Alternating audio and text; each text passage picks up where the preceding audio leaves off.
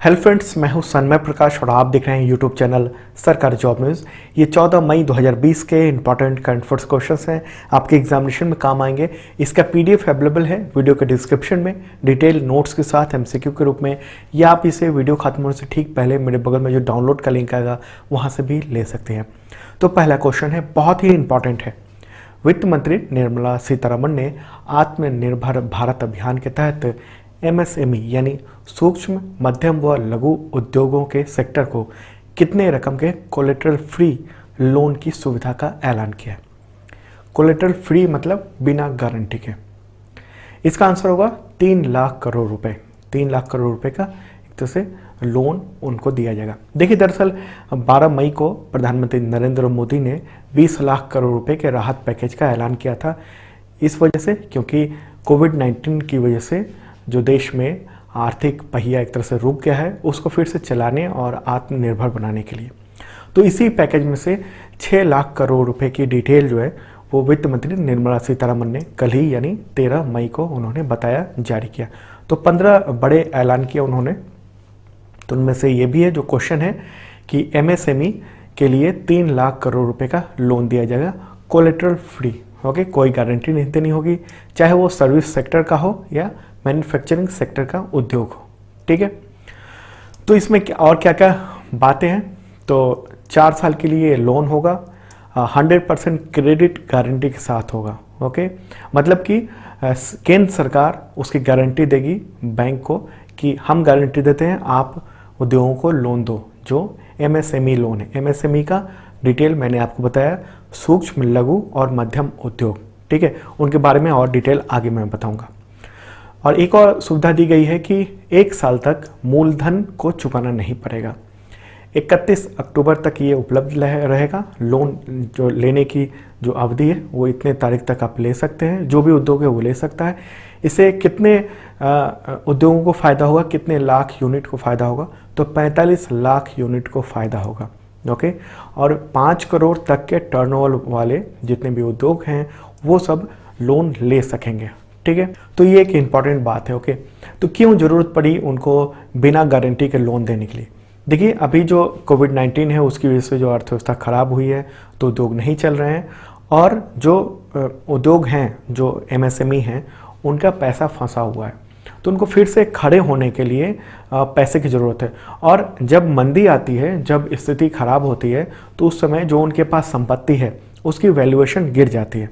Okay, तो उनका जो वैल्यूएशन है वो ऑटोमेटिकली गिर चुका है। तो ऐसे में अगर वो बैंक के पास जाते हैं लोन देने के लिए, तो बैंक उसके लिए ज़्यादा कोलेटरल मांगते हैं, मतलब ज़्यादा गारंटी मांगते हैं, लेकिन वो गारंटी होता नहीं है उद्योगों के पास। तो ऐसे में क्या होता है, तो उद्योग जो है बर्बाद होने की कगार पे आते हैं। तो एक तरह से सरकार ने सपोर्ट किया है। ठीक है, अच्छा, जो खस्ता हाल एमएसएमई हैं, जिनकी हालत ठीक नहीं है, उनको 20,000 करोड़ रुपए का एक्स्ट्रा ये लोन भी दिया जाएगा। ओके, जो एनपीए में है या खस्ता हाल में है तो उनको फ़ायदा मिलेगा। ठीक है, पहले वाला तो सबको मिलना था, और ये 2 लाख ऐसे उद्यमी हैं जिन पर एनपीए है, मतलब वो चुका नहीं पाए, तो ऐसे में उसकी स्थिति खराब हो गई, तो उनको भी लोन दिया जाएगा। ओके, अच्छा, फंड की भी व्यवस्था की गई है। ऐसे एसएमई जो संकट में बहुत ज़्यादा घिरे हुए हैं और उनके उबरने की गुंजाइश है, लेकिन लॉकडाउन की वजह से काफ़ी परेशान है, तो उनके लिए भी एक तरह से 10,000 करोड़ रुपए का फंड और 50,000 करोड़ रुपए की इक्विटी देने का भी फैसला किया है सरकार ने। एक और इम्पॉर्टेंट बात, ये भी क्वेश्चन के रूप में दे सकता था, लेकिन मैं डिटेल में बता रहा हूँ कि एमएसएमई की परिभाषा बदल दी गई है। ठीक है, क्या है इसमें, क्या हुआ है कि मैन्युफैक्चरिंग और सर्विस सेक्टर दोनों को अब कोई फ़र्क नहीं रहेगा। पहले दोनों में फ़र्क रहता था। तो माइक्रो इंडस्ट्री क्या किया गया है, ये भी आप ध्यान रखना, क्योंकि क्वेश्चन हो सकता है कि आपके एग्जामिनेशन में कि माइक्रो इंडस्ट्री की परिभाषा क्या है, वो कितने तक के लेवल का माइक्रो इंडस्ट्री कहलाएगा। तो देखिए, माइक्रो मतलब बेहद छोटे उद्योग कहलाएंगे जहाँ तक 1 करोड़ का निवेश है और मैक्सिमम टर्नओवर 5 करोड़ तक का है। ठीक है, 5 करोड़ तक के टर्नओवर को वो कहा जाएगा माइक्रो उद्योग। ओके, अच्छा, स्मॉल इंडस्ट्री किसको कहा जाएगा, ऐसे छोटे उद्योग वे कहलाएंगे जहाँ पर 10 करोड़ तक का निवेश है और 50 करोड़ रुपए का टर्नओवर है, 50 करोड़ तक का टर्नओवर है। ओके, 1 करोड़ 1 रुपये से लेकर 50 करोड़ तक का जो टर्नओवर है वो क्या कहलाएंगे, स्मॉल इंडस्ट्री कहलाएंगे। और मीडियम इंडस्ट्री की परिभाषा क्या कर दी गई है, वही कहलाएंगे जहां पर 20 करोड़ तक का निवेश है और 100 करोड़ तक का टर्नओवर है। ओके, तो इससे बहुत ज़्यादा इसको बढ़ा दिया गया।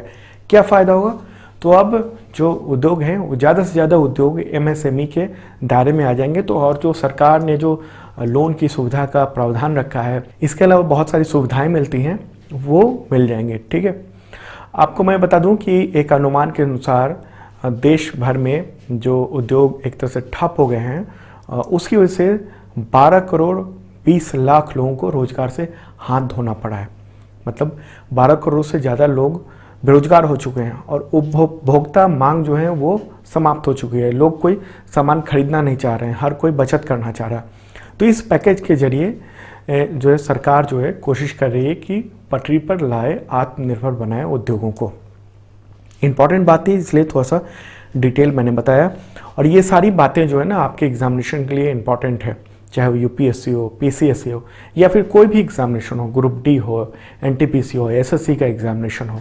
तो इससे जो भी डिटेल मैंने बताया उन सब से क्वेश्चन अलग अलग हो सकते हैं, क्योंकि मैं हर बार कहता हूं कि मैंने जो क्वेश्चन बनाया है सेम आए कोई ज़रूरी नहीं है। कोई भी क्वेश्चन किसी भी किताब का आप पढ़ रहे हो, क्वेश्चन सेम आए कोई ज़रूरी नहीं है। उससे रिलेटेड जो बातें होती हैं क्वेश्चन उसी से आता है। ठीक है, चलिए अगला क्वेश्चन लेते हैं। केंद्र सरकार के फैसले के अनुसार अब कितनी रकम तक के सरकारी टेंडर में विदेशी कंपनियां हिस्सा नहीं ले पाएंगी। मतलब कितने रुपए तक के जो सरकारी टेंडर होंगे उनको ग्लोबल टेंडर करने की ज़रूरत नहीं होगी। आंसर होगा 200 करोड़ रुपए। ठीक है, इससे क्या फ़ायदा होगा, तो MSME के जो लोग हैं, जो उद्योग हैं, उनको अपना व्यवसाय बढ़ाने में मदद मिलेगी। क्योंकि क्या होता था कि जब इंटरनेशनल कंपटीशन होता था तो विदेशी कंपनियां बहुत सारी आ जाती थी और वो उस पैमाने में फिट हो जाती थी, तो देसी कंपनियों को बहुत सारे टेंडर नहीं मिलते थे।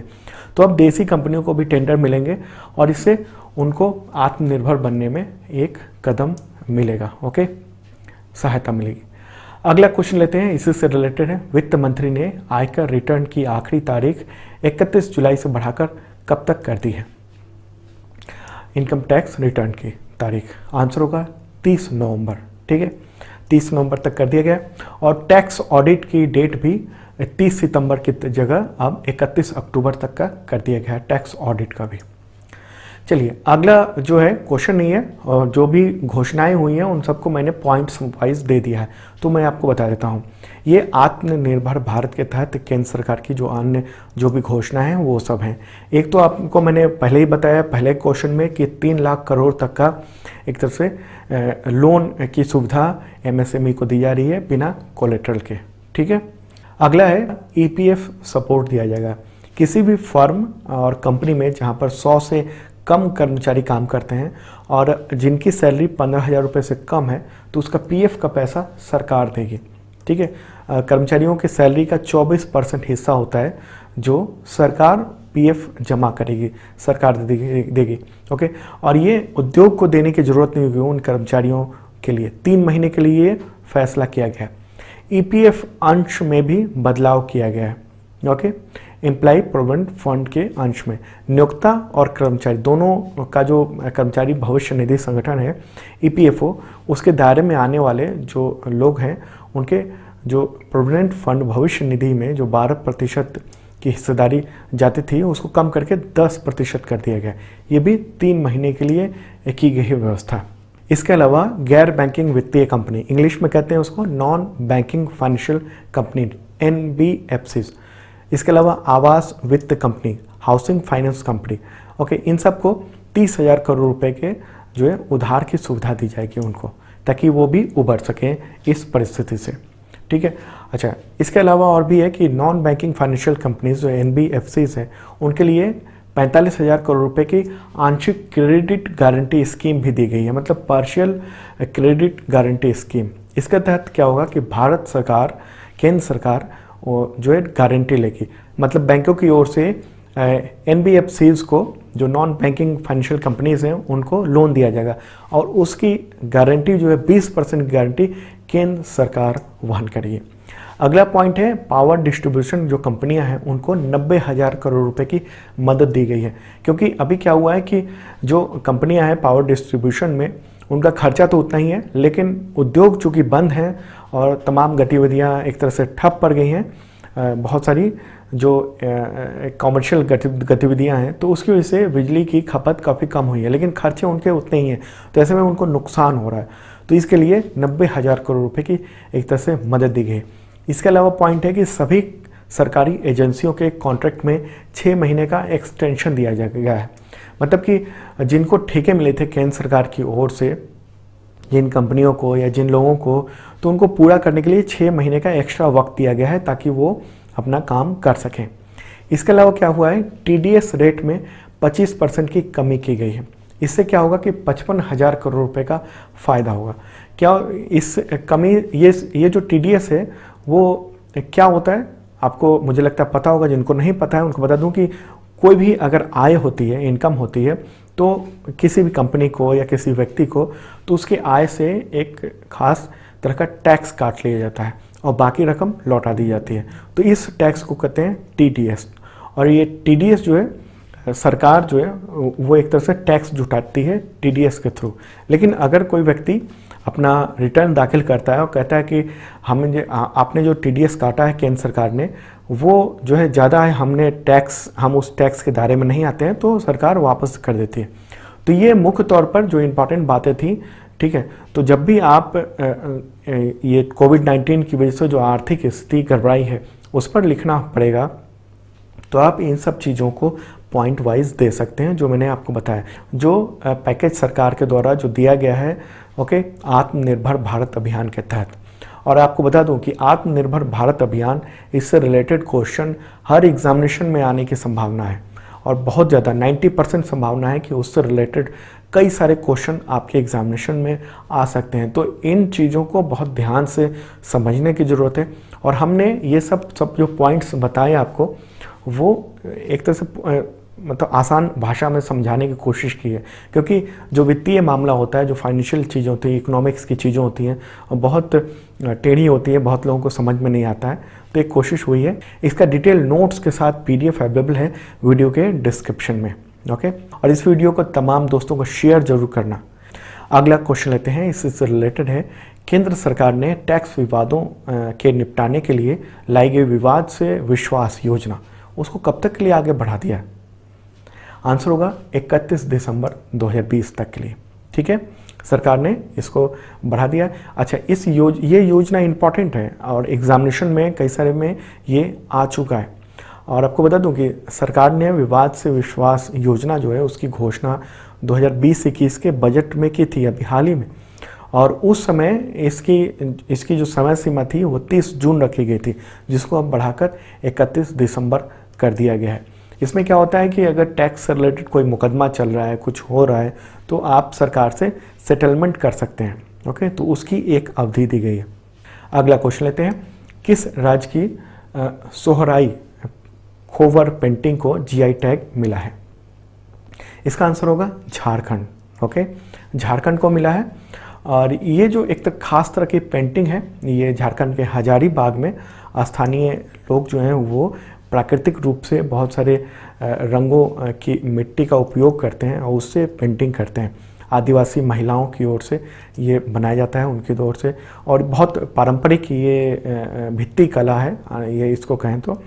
और आपको बता दूं कि रांची में जो बिरसा मुंडा हवाई अड्डा है और हजारीबाग का रेलवे स्टेशन और टाटा नगर का जो रेलवे स्टेशन है, वहाँ पर सोहराई खोवर चित्रों से पूरा पेंटिंग से उसको सजाया हुआ है, तो बड़ा खूबसूरत लगता है वो। आगे बढ़ने से पहले बता दूं आपको कि 2020 का जनवरी टू अप्रैल करंट अफेयर्स PDF अवेलेबल है MCQ और नोट्स के साथ, और 2019 का भी अवेलेबल है पूरा, तो डिस्क्रिप्शन जरूर चेक कर लेना आप। अगला क्वेश्चन है इससे रिलेटेड। किस राज्य के प्रसिद्ध तेलिया रुमाल बुनाई को GI टैग प्रदान किया गया? आंसर होगा, ओके। तेलिया रुमाई जो है एक दोहरी बुनाई होती है, अलग अलग कलर्स में होते हैं, लाल, काले, सफ़ेद, ये सब डिज़ाइन में होता है। और इसकी शुरुआत जो है वो बहुत पहले की है, और ये माना जाता है कि निजाम राजवंश तेलंगाना क्षेत्र के एक छोटे से पिछड़े गांव था, एक पुट्टुपका तो वहाँ पर ये सब काम होता था। ओके, चलिए आगे बढ़ते हैं और अगला क्वेश्चन लेते हैं। भारत में पहली बार होने वाले फीफा अंडर 17 महिला वर्ल्ड कप की नई तिथि क्या तय की गई है? देखिए, कोविड-19 की वजह से जो अभी होने वाला था ये 2 से 21 नवंबर 2020 को, तो इसको टाल के अब आगे डेट बढ़ा दिया गया है। तो क्या है डेट वो नया? आंसर होगा 17 फरवरी से 7 मार्च 2021 तक ये डेट रखा गया है। ओके, तो इसमें क्या होगा कि चूंकि भारत मेजबान टीम है तो उसको क्वालिफायर खेलने की ज़रूरत नहीं पड़ेगी, क्वालिफाई करने की ज़रूरत नहीं पड़ेगी, ऑटोमेटिक इंडिया जो है इंडियन टीम क्वालिफाई हो जाएगी।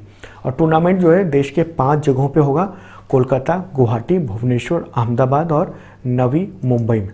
फाइनल जो गेम होगा वो नवी मुंबई में खेला जाएगा। ओके, अगला क्वेश्चन है क्राइम पेट्रोल फेम अभिनेता, मतलब क्राइम पेट्रोल जो सीरियल आता था उसमें काफ़ी प्रसिद्ध थे अभिनेता एक्टर शफीक अंसारी, तो उनका निधन हुआ है 10 मई को। तो किस बीमारी से जूझ रहे थे? आंसर होगा कैंसर। उन्होंने अपनी जो अपना करियर है फिल्म इंडस्ट्री में उन्होंने असिस्टेंट डायरेक्टर और राइटर के रूप में उन्होंने शुरू किया था। और अमिताभ बच्चन और हेमा मालिनी की जो एक पिक्चर थी 2003 में आई थी बागबान, काफ़ी प्रसिद्ध हुई, तो उसके एक स्क्रिप्ट राइटर की टीम में वो भी थे एक स्क्रिप्ट राइटर। ओके, अगला क्वेश्चन लेते हैं। सीबीएसई का अध्यक्ष किसे बनाया गया है? सीबीएसई का चेयरमैन, आंसर होगा मनोज आहूजा। ओके, और वो मसूरी में Lal Bahadur Shastri national academy of administration वहाँ पर वो विशेष निदेशक हैं इस वक्त। वो 1990 बैच के उड़ीसा कैडर के आईएएस अधिकारी हैं। और किसकी जगह लेंगे? तो अभी जो वर्तमान में अनीता करवाल थी वहाँ सीबीएसई में चेयरमैन, तो उसकी जगह अब ये ले लेंगे। ठीक है, तो दोस्तों ये था इंपॉर्टेंट करंट अफेयर्स। कैसा लगा जरूर बताना। और इसका पीडीएफ अवेलेबल है मेरे बगल में, डाउनलोड का लिंक आ गया है, क्लिक कीजिए, डाउनलोड कर लीजिए। वैसे डिस्क्रिप्शन में भी मैंने वीडियो के वहाँ भी लिंक दे दिया है। और हाँ, जिन लोगों ने सब्सक्राइब नहीं किया ज़रूर करना, साथ में बेल आइकन दबाना मत भूलना और तमाम दोस्तों को शेयर जरूर करना। कल मॉर्निंग को मिलेंगे।